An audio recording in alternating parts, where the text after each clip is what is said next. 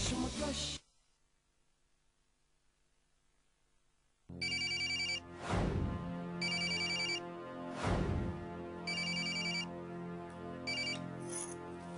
Hello,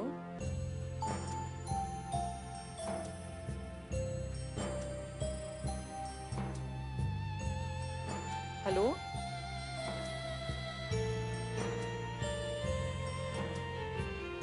अरे भाई बोलो, कौन हो तुम? हेलो,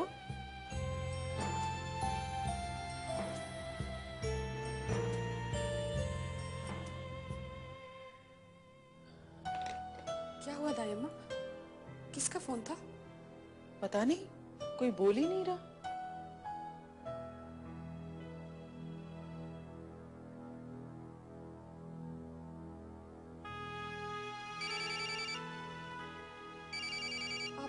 आप रहने दीजिए दायम्मा, मैं देख लेती हूँ। आप नाश्ता कर लीजिए और पूर्वा और आदित्य को भी बोल दीजिएगा। हेलो, साहिल बोल रहा हूँ तुम। मैं जानती थी तुम ही होगे। आखिर ऐसा कब तक चलेगा? अब तो घर आ जाओ साहिल। तनु, तुम तो जानती हो कि मैं सामने क्यों नहीं आ रहा। जब तक मैं मयंक से बदला नहीं ले। देखो, ये काम तुम घर आकर भी तो कर सकते हो ना। तनु, तुम्हें याद है ना कि तुमने मुझसे वादा किया है, और मैं अच्छी तरीके से जानता हूँ कि मेरी तनु हर हाल में अपने वादे को निभाती है। चाहे तुम्हारे बिना मैंने जो वक्त गुजारा है, उस गुजरे हुए पल में मैं इस कदर टूट चुकी हूँ कि अब मुझसे कोई उम्मीद रखना है नहीं तनु, मुझे अच्छी तरीके से पता है कि मेरी तनु अपने साहिल को गलत साबित नहीं कर सकती। और तनु, कुछ ही दिन और की तो बात है। जो हाल तुम्हारा है वही हाल मेरा है। एक बात याद रखना तनु, कि तुम्हारा साहिल हमेशा के लिए लौट आया है, और मैं बीच बीच में तुमसे बात करता रहूंगा ना तनु। मैं वादा करता हूं कि बहुत जल्द हम लोग हमेशा के लिए हर पल एक साथ होंगे।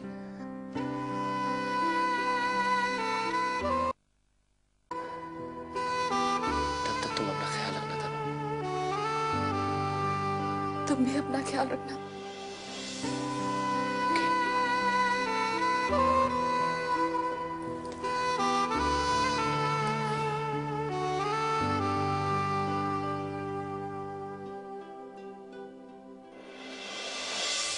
काम्या, काम्या, काम्या, कहाँ खो गई तुम? कहीं नहीं। मैं तुमसे कुछ पूछना चाहती हूँ। दरअसल तुमसे इजाजत लेना चाहती हूँ। काम्या, तुम जो चाहे मुझसे मांग सकती हो। तुम्हें मुझसे किसी भी चीज के लिए इजाजत लेने की जरूरत नहीं है। मैं जो मांगूंगी वो मिलेगा? जान दे दूं? नहीं, मुझे तुम्हारी जान नहीं, ऑफिस जाने की इजाजत चाहिए। ऑफिस जाने की इजाजत? मैं समझा नहीं। तुम ऑफिस चले जाते हो तो उसके बाद मैं घर में बैठी बैठी बोर हो जाती हूँ। मैं भी तुम्हारे साथ ऑफिस चलूंगी, या यूं समझ लो तुम्हारे काम में तुम्हारी मदद करूंगी। अरे वाह, ये तो तुमने बिल्कुल मेरे दिल की बात कह दी काम्या। ये तो बहुत अच्छी बात है। इस तरह तुम हर पल मेरी आंखों के सामने रहोगी। और वैसे भी इतने बड़े बिजनेसमैन की बेटी हो, अपने पापा के कुछ गुण तो जरूर आए होंगे तुम में। इसका मतलब ये कि तुम कल से ही मेरा ऑफिस ज्वाइन कर सकती हो। वैसे भी ऑफिस में काम कुछ ज्यादा है। वो क्यों? तुम्हें तो पता है काम्या कि आदित्य इस वक्त दुश्मनों के बीच रह रहा है। उनका क्या भरोसा? अगर उन्होंने आदित्य को भड़काकर बंटवारे के लिए राजी कर दिया तो, और अगर ऐसा हुआ तो आदित्य के हिस्से में जो कुछ भी आएगा वो मित्तल परिवार उसे बहला फुसला कर अपने नाम करवा लेगा। लेकिन तुमने तो कहा था कि उनके घर में अब ऐसा कोई बचा ही नहीं है तनु। और उसके साथ साथ उसका बाप। बहुत शातिर हैं वो दोनों। उन दोनों की वजह से ही आदित्य उस परिवार को छोड़ना नहीं चाहता। वो दोनों किसी को भी अपने जाल में बखूबी फंसा सकते। तो तुम क्या करना चाहते हो? मैं सारी प्रॉपर्टी पर कब्जा करना चाहता हूं।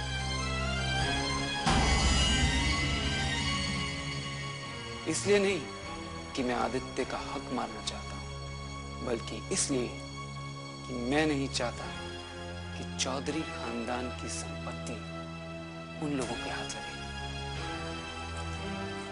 अच्छा सोचा है तुमने।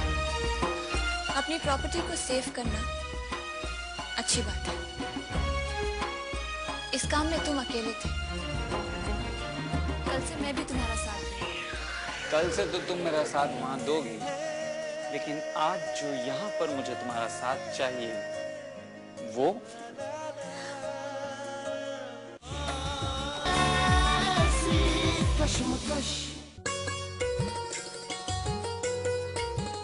विकी का फोन आया था छोटी दुल्हन। विकी का फोन? उसने क्यों फोन किया था? मतलब मेरा मतलब है क्या कह रहा था वो? वो तुमसे मिलना चाहता है। मिलना चाहता है? मुझसे मिलता तो रहता है। अब क्या काम है? वो चाहता है कि तुम उसके साथ कहीं बाहर घूमने जाओ। नहीं, मैं कहीं नहीं जाऊंगी। क्यों? अब तो तुम हमेशा के लिए विक्की की होने जा रही हो।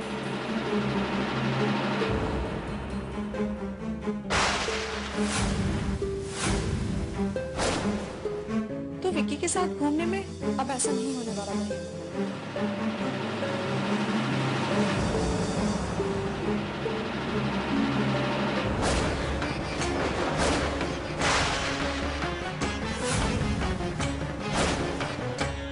नहीं होने वाला? क्या मतलब? मतलब ये कि मैं विक्की से शादी नहीं कर रही हूँ।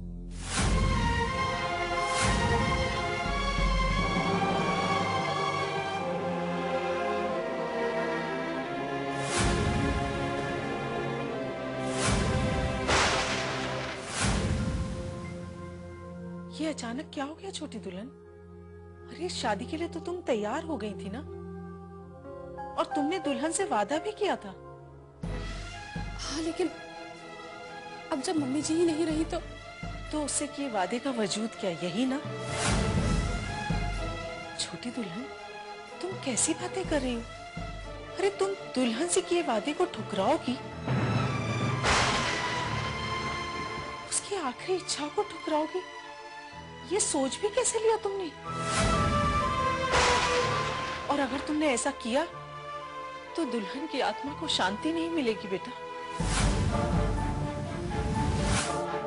लेकिन दायम्मा, तुम्हारे दिल में जो ख्याल आया है ना, उसे बदल दो, वरना दुल्हन की आत्मा को तड़पाने का और मिसेस ओबरॉय से किए वादे को तोड़ने का इल्जाम तुम्हारे सर पर आएगा, तुम्हारे सर पर।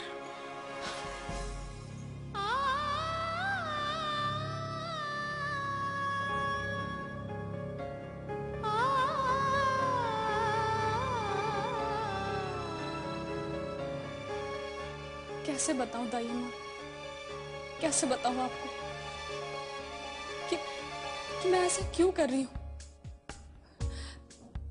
कैसे बताऊं आपको कि मेरा साहिल जिंदा है? जिस मांग को सूनी समझकर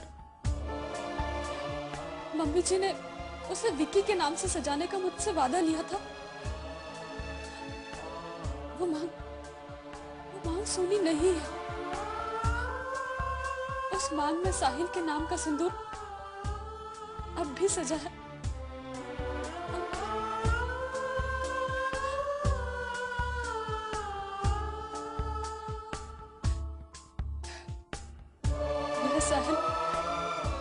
मेरा साहिल लौट आया है दायम्मा, लौट आया है।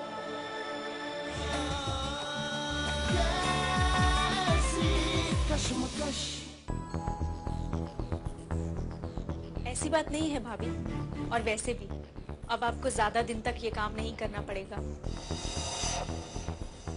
क्योंकि जल्द ही आप ओबरॉय खानदान की बहू बन जाएंगी। बस फिर तो आपको आराम ही आराम है।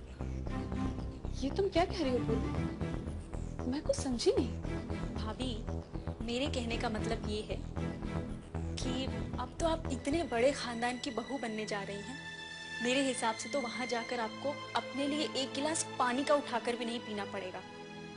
यहाँ तो आपको बहुत मेहनत करनी पड़ती है ना। भाभी, मैं आपके लिए बहुत खुश हूँ कि आप अपनी सारी परेशानियों और अपनी सारी जिम्मेदारियों से मुक्ति पा लेंगी और अपनी एक नई जिंदगी शुरू करेंगी, है ना? ये तुमने कैसे सोच लिया पूर्वा कि अगर मैं उस घर में जाऊंगी तो अपनी जिम्मेदारियों को यहीं छोड़ जाऊंगी? ऐसा कभी नहीं होगा। इस घर से मेरा जो रिश्ता है, इस घर की जो जिम्मेदारियां मेरे ऊपर हैं, वो आज भी मेरे साथ हैं और कल भी मेरे साथ रहेंगी।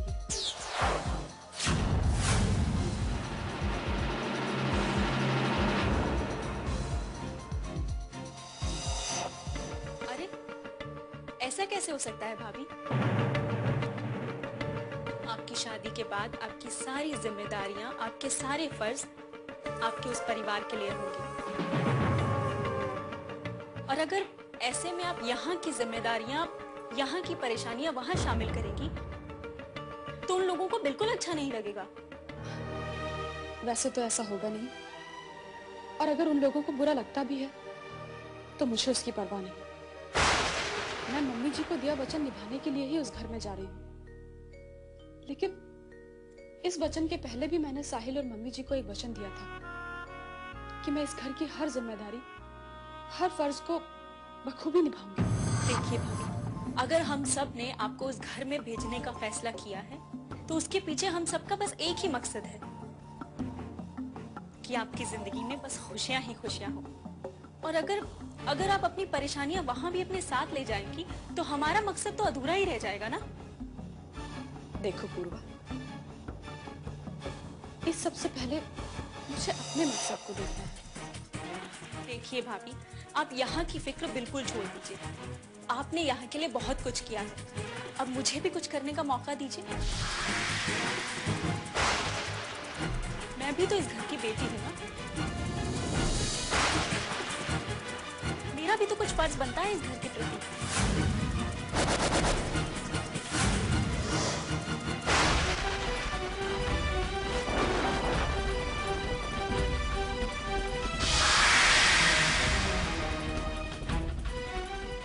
हाँ, बिल्कुल बनता है। निभाओ अपना फर्ज। मैंने कब मना किया है? बताओ, क्या करना चाहती हो? भाभी, मैं सोच रही थी कि आपके चले जाने के बाद हमारी कंपनी की जिम्मेदारी किसी ना किसी को तो संभालनी ही होगी ना।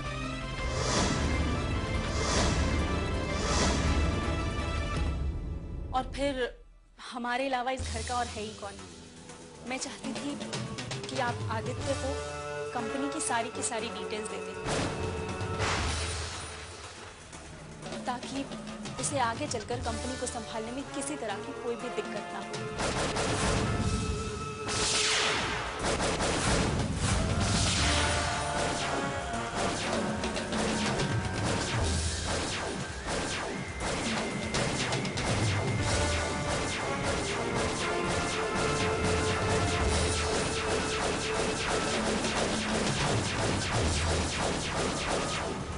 आप दे देंगी ना भाभी?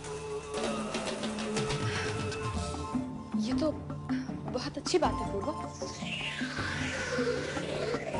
मैं उसे सारी डिटेल्स बता दूंगी। और हाँ भाभी, जाने से पहले मुझे इस घर की वसीयत के बारे में भी बता दीजिएगा ताकि मैं इस घर की जिम्मेदारियों को अच्छे से संभाल सकूं।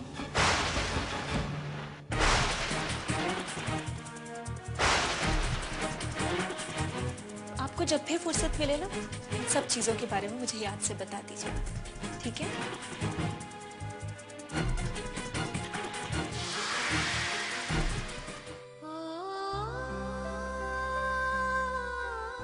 और तनु कुछ ही दिन और की तो बात है। जो हाल तुम्हारा है वही हाल मेरा है। एक बात याद रखना तनु कि तुम्हारा साहिल हमेशा के लिए लौट आया है और मैं बीच बीच में तुमसे बात करता रहूंगा ना तनु। मैं वादा करता हूं कि बहुत जल्द हम लोग हमेशा के लिए हर पल एक साथ होंगे।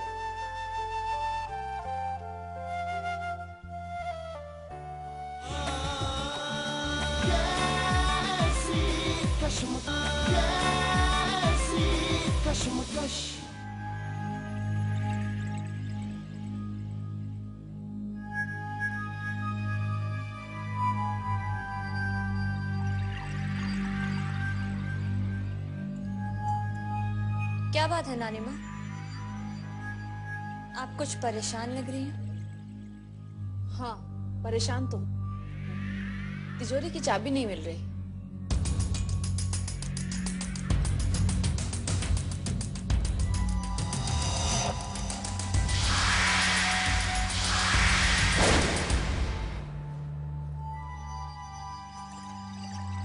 कहीं वो चाबी ये तो नहीं? हाँ, ये तो वही चाबी। तुम्हारे पास कैसे आई? आई नहीं, मैंने ले ली है। ले ली? मतलब?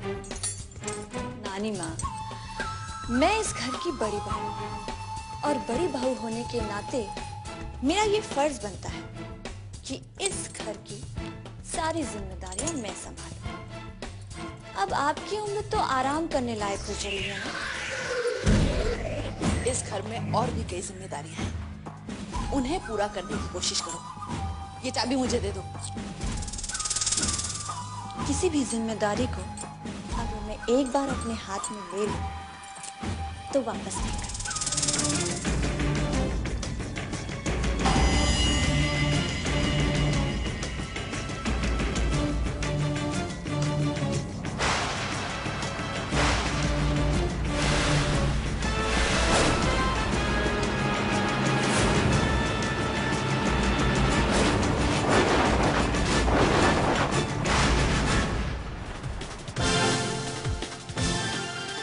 ये आपकी पहली गलती है, इसीलिए आपको माफ कर रही हूं। दोबारा ऐसी गलती मत कीजिएगा।